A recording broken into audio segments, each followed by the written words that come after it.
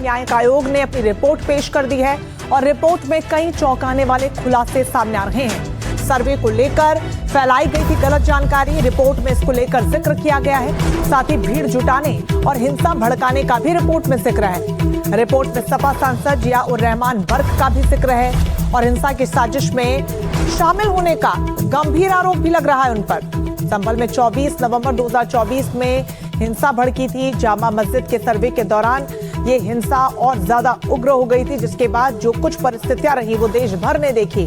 हालांकि तब से लेकर अब तक पुलिस की चाक चौबंद व्यवस्था उस पूरे इलाके में है, लेकिन अब इस पूरे मामले में चूंकि जो कार्रवाई जारी थी और उसी के आधार पर रिपोर्ट सौंप दी गई है और उस रिपोर्ट में कई बड़े खुलासे हुए हैं और कई चौंकाने वाले नाम भी सामने आ रहे हैं। तो संभल फाइल्स को डिकोड करती न्यायिक आयोग की ये रिपोर्ट बता रही है कि कैसे इस पूरे मामले में सपा सांसद जिया उर रहमान बर्क की संलिप्तता पाई गई है। उन पर कई गंभीर आरोप लग रहे हैं, हिंसा भड़काने और साथ ही भीड़ को जुटाने के भी गंभीर आरोप।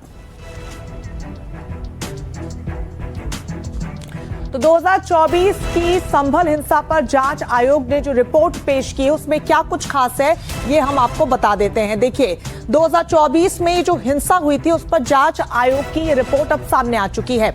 इसके आधार पर न्यायिक आयोग की रिपोर्ट ने यूपी विधानसभा में इसको सबसे पहले तो पेश किया गया और रिपोर्ट में कहा गया है कि हिंसा में जो प्लानिंग हुई थी और पूरी प्लानिंग के तहत इसको अंजाम दिया गया था। मस्जिद के सर्वे पर मुसलमानों के बीच भ्रम फैलाया गया था और अफवाह उड़ाकर मस्जिद के बाहर भीड़ जुटाई गई थी, ये रिपोर्ट में दावा किया गया है। और साथ ही लोगों को हिंसा के लिए भड़काया गया, हालात बिगाड़े गए, पुलिस के हथियार सामान लूटने की एक पूरी सुनियोजित कोशिश की गई जिसकी पहले से प्लानिंग थी। भीड़ ने पुलिस और प्रशासन को नुकसान भरपूर यहां पर पहुंचाने की कोशिश की और आयोग की जो रिपोर्ट है उसमें कई लोगों की भूमिका पर भी सवाल खड़े हो रहे हैं। आप देखिए जांच रिपोर्ट में एसपी सांसद जिया उर रहमान बर्क का नाम भी है, एसपी विधायक इकबाल महमूद के बेटे सुहेल के नाम का भी जिक्र है। तो वहीं 24 नवंबर 2024 को सर्वे टीम शाही मस्जिद गई थी और इसे बाद में संभल में बड़े पैमाने पर हिंसा यहां पर भड़क गई थी। पथराव हुआ, गोलीबारी आपने देखी, आगजनी देखी, 4 लोगों की मौत की खबर भी सामने आई। आयोग ने कहा कि मृतकों को गोलियां जो लगी हैं वो पुलिस की गोलियां नहीं हैं। हिंसा में 28 पुलिस वाले भी जख्मी हुए और 7 को गोली भी लगी थी। हिंसा की जांच के लिए हाईकोर्ट के आदेश पर यह आयोग बना था और पुलिस प्रशासन की कार्रवाई प्रभावी और संयमित है, ये भी रिपोर्ट में दावा किया गया।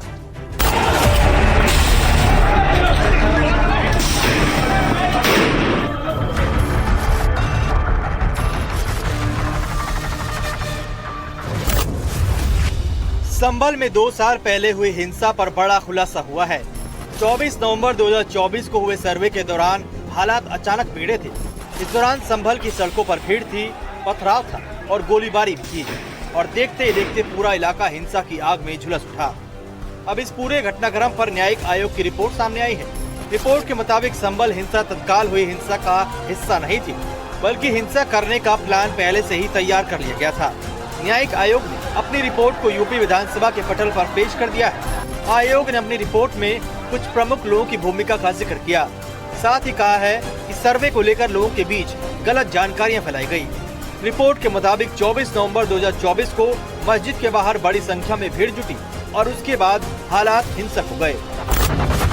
इस हिंसा में 4 लोगों की मौत हुई थी, जबकि पथराव और फायरिंग की घटना में 28 पुलिसकर्मी घायल हुए। इसके साथ साथ 7 पुलिसकर्मियों को गोली लगने की बात भी रिपोर्ट में दर्ज है। न्यायिक आयोग की रिपोर्ट का सबसे बड़ा राजनीतिक पहलू ये है कि रिपोर्ट में संभल से समाजवादी पार्टी के सांसद जिया उर रहमान बर्क और एसपी के विधायक इकबाल महमूद के बेटे सुहेल इकबाल समेत कई लोगों की भूमिका का जिक्र किया गया है।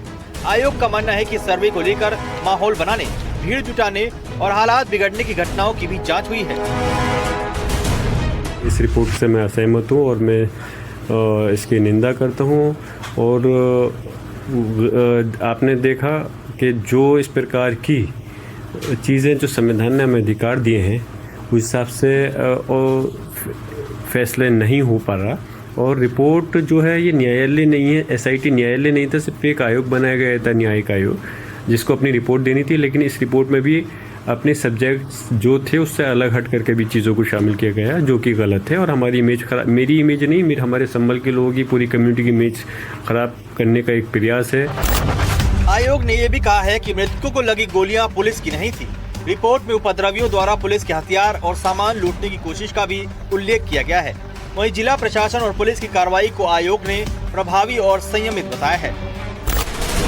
लेकिन अब सवाल सिर्फ रिपोर्ट का नहीं है, सवाल उसके राजनीतिक असर का भी है, क्योंकि उत्तर प्रदेश में 2027 का विधानसभा चुनाव दूर नहीं है और उससे पहले आई ये रिपोर्ट सियासी बहस को नया मोड़ दे सकती है।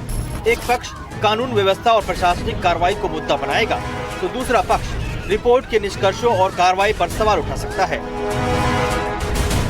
पुलिस का काम है रक्षा करना, पुलिस का काम हत्या और झूठा फंसाना नहीं है। यानी आने वाले दिनों में संभल की रिपोर्ट केवल कानूनी दस्तावेज नहीं रहेगी, बल्कि राजनीतिक विमर्श का भी हिस्सा बन सकती है। जहां तक हिंदू मुस्लिम राजनीति की बात है, उस पर अंतिम फैसला राजनीतिक दलों की रणनीति और जनता के मुद्दे तय करेंगे। लेकिन इतना तय है कि संभल रिपोर्ट के बाद धार्मिक तनाव, कानून व्यवस्था, प्रशासनिक कार्रवाई और सामाजिक सौहार्द जैसे मुद्दे फिर से राजनीतिक चर्चा के केंद्र में आ सकते हैं। तो उस समय भी कहते थे कि ये संभल की हिंसा प्रायोजित है और उसमें समाजवादी पार्टी के महत्वपूर्ण पदाधिकारी लोग इन्वॉल्व हैं प्रवोक करने के मामले में। अब कमीशन ने ऐसा कहा है तो वो बात सिद्ध हो गई। संभल हिंसा पर आयोग की रिपोर्ट ने कई सवालों का जवाब देने का दावा किया है, लेकिन अब नजर इस पर होगी कि रिपोर्ट के आधार पर आगे क्या कार्रवाई होती है और क्या 2027 के चुनावी माहौल में ये रिपोर्ट सिर्फ एक जांच दस्तावेज रहती है या फिर उत्तर प्रदेश की सियासत का बड़ा मुद्दा बन जाती है। Bureau report, NDTV India.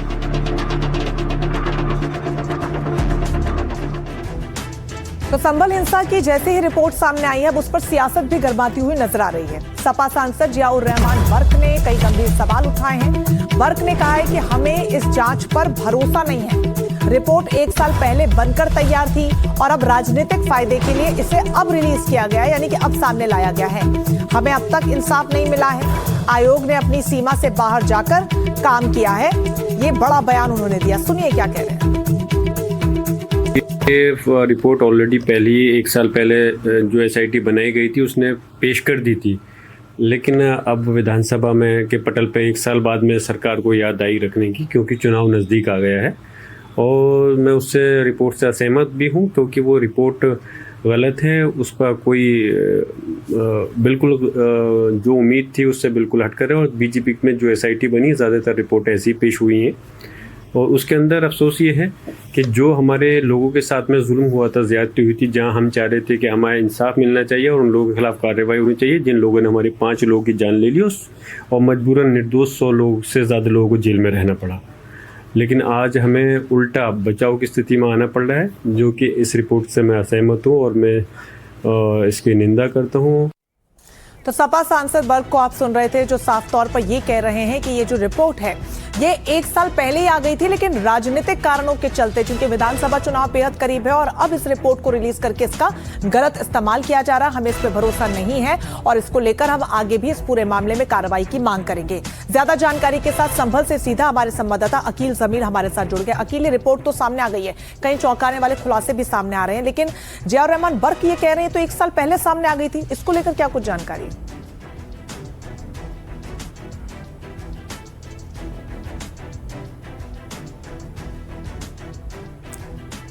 अकेला आपकी आवाज नहीं आ रही है, दोबारा से आपसे कनेक्ट करेंगे। इस बीच जो तस्वीरें भी लगातार सामने आई वो देश भर ने देखी। जब ये हिंसा 2024 में हुई उसके बाद से लगातार पुलिस की मुस्तैदी वहां पर देखने को मिल रही है और पूरी तरीके से चाक चौबंद सुरक्षा के इंतजाम किए गए हैं। लेकिन एक लंबी जांच इस पूरे मामले में चली और न्यायिक आयोग की तरफ से अब जब इस रिपोर्ट को पेश कर दिया गया है तो जो नाम इसमें सामने आ रहे हैं उसको लेकर अब इस पूरे मामले में कार्रवाई को तेज किया जाएगा। हालांकि इसकी पूरी प्रक्रिया क्या रहेगी ये हम अपने संवाददाता से आगे ज्यादा जानेंगे, लेकिन फिलहाल ये अलग अलग तस्वीरें इस वक्त हम आपको दिखा रहे हैं इस पूरे मामले से जुड़ी हुई। हालांकि सपा सांसद वर्ग इस रिपोर्ट को सिरे से नकार रहे हैं और कई गंभीर सवाल जो है वो खड़े कर रहे हैं। तो सपा सांसद वर्ग रिपोर्ट पर सवाल खड़े कर रहे हैं, लेकिन नवंबर 2024 की ये तस्वीरें आप भूले नहीं होंगे। ये तस्वीरें उत्तर प्रदेश के संभल की हैं, जहां पर करीब 1.25 साल पहले हिंसा हुई और अब इस मामले में रिपोर्ट सामने आ गई है, विधानसभा में पेश कर दी गई है और रिपोर्ट में क्या है वो भी आपको बताएंगे, लेकिन उससे पहले आपको ये बता दें कि ये हिंसा तब भड़की थी जब सर्वे टीम शाही मस्जिद का सर्वे करने के लिए पहुंची थी और रिपोर्ट में खुलासा इसी को लेकर हुआ है कि गलत जानकारी के जरिए अफवाह उड़ाई गई।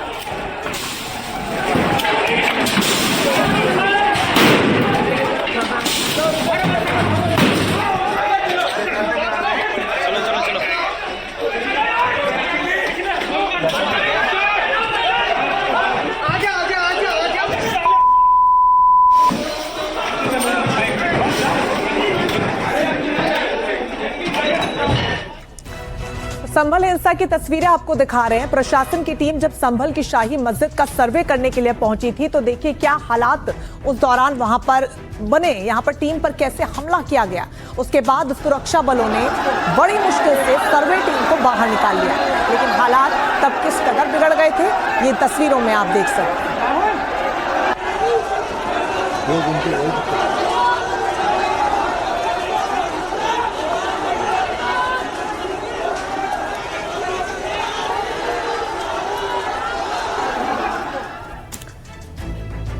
तो एक एक करके तस्वीरें हम आपको दिखा रहे हैं। जिस वक्त हिंसा हो रही थी ये तस्वीरें उसी बीच की हैं जो हम आपको इस वक्त दिखा रहे हैं। देखिए तस्वीर में एक नकाबपोश गोली चलाता हुआ आपको साफ तौर पर नजर आएगा और ये देखिए अलग अलग नकाबपोश, ये देखिए हाथ में आपको पिस्टल दिखेगी और नकाब चेहरे पर साफ तौर पर नजर आएगा। और इसी को लेकर ये तस्वीरें जब सामने आई तो हर कोई सन्न रह गया कि आखिरकार इस पूरे मामले में नकाबपोश लोग ये कौन थे और इनके हाथ में पिस्टल कहां से आई, ये लोग यहाँ पर कैसे पहुंचे। तो अब अगली तस्वीर आपको दिखाते हैं संभल की उसी शाही मस्जिद की जिसे लेकर बवाल हुआ था। ये तस्वीरें आपको दिखा रहे हैं संभल की शाही मस्जिद की जिसको लेकर बवाल हुआ था जब सर्वे की टीम यहां पर पहुंची थी। आज यहां पर चाक चौबंद सुरक्षा के पुख्ता इंतजाम है। दोनों तरफ यहां पर पुलिस की चौकियां हैं जो 24 घंटे यहां पर प्रहर देती हैं। अकील हमारे साथ एक बार फिर से जुड़ गए ज्यादा जानकारी के साथ। अकील, ये रिपोर्ट तो सामने आ गई है, कई बड़े खुलासे भी हो गए हैं, लेकिन सपा सांसद इस बार गंभीर आरोप लगा रहे हैं और कह रहे हैं कि 1 साल पहले रिपोर्ट आ गई थी और राजनीतिक कारणों के चलते इसे अब रिलीज किया गया।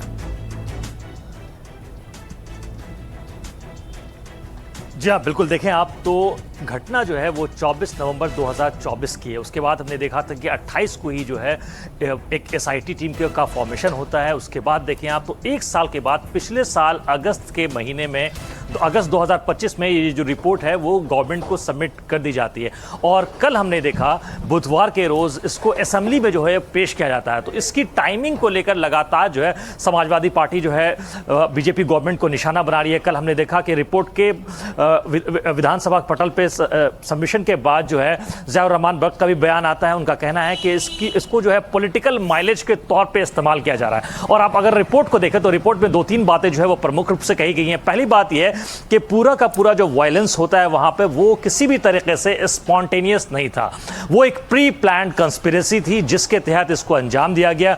इसके अंदर 6 लोगों के जो नाम है वो प्रमुख रूप से हैं। उसमें पहला नाम जो है वो ज़ियाउर रहमान बख्श का है जो कि संभल के सांसद है, एमपी हैं। उसके बाद दूसरा नाम जो है वो सुहेल इकबाल है जो कि संभल के एमएलए हैं। उसके अलावा 3 मेंबर्स जो हैं वो जो इंतजामिया कमेटी है मस्जिद की उसमें प्रेसिडेंट हैं, वाइस प्रेसिडेंट हैं और सेक्रेटरी है। 5 लोग ये हो गया। छठा नाम जो है वो इकबाल जमाल का है, तो कासिम जमाल। तो 6 लोग ऐसे हैं जिनका नाम जो है इस पूरी रिपोर्ट के अंदर शामिल है। इससे पहले हमने देखा था कि जो घटना घटती है उसके अंदर 28 पुलिसकर्मी जो है घायल होते हैं, 4 लोगों की मौतें भी हो जाती है। और दूसरी बड़ी बात जो रिपोर्ट में निकल कर आ रही है वो ये कि जिन लोगों की मौत हुई थी, जिन 4 लोगों की मौत हुई थी, वो जो 4 लोग हैं वो पुलिस के बुलेट से नहीं हुई थी।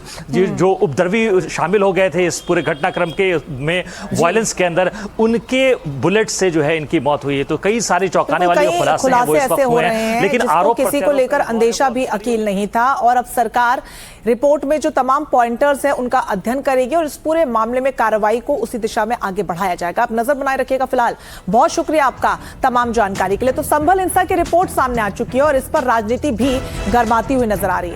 समाजवादी पार्टी के नेता रिपोर्ट को प्रायोजित बता रहे हैं और बीजेपी हिंसा को प्रायोजित बता रही है। हम लोग उस समय भी कहते थे कि ये संभल की हिंसा प्रायोजित है और उसमें समाजवादी पार्टी के महत्वपूर्ण पदाधिकारी लोग इन्वॉल्व हैं प्रवोक करने के मामले में। अब कमीशन ने ऐसा कहा है तो वो बात सिद्ध हो गई। माननीय हमारे सांसद ज़ियाउर रहमान साहब हैं सियासी जो रहबरी करने वाले लोग हैं, जनप्रतिनिधि हैं, उनको किसी साजिश के तहत उनका नाम डाला गया होगा। इसलिए कि जनप्रतिनिधि का जो काम है वो लोगों को राह दिखाना होता है, ना कि उकसाना होता है। मैं समझता हूं कि अगर जनप्रतिनिधियों ने वहां के हालात को न संभाला होता तो जो 4-5 लोग वहां पुलिस की गोली से मारे गए हैं, न जाने और कितने मारे जाते।